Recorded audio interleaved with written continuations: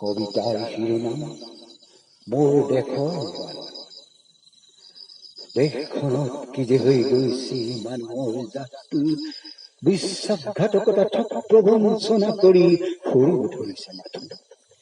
ইজনে সিজনৰ প্ৰতি নাই মৰম চেনেহ, নুবুজে একো দয়া মায়া, সুবিধা পালেই নিবকাৰী উদন কৰি সকলোৱে।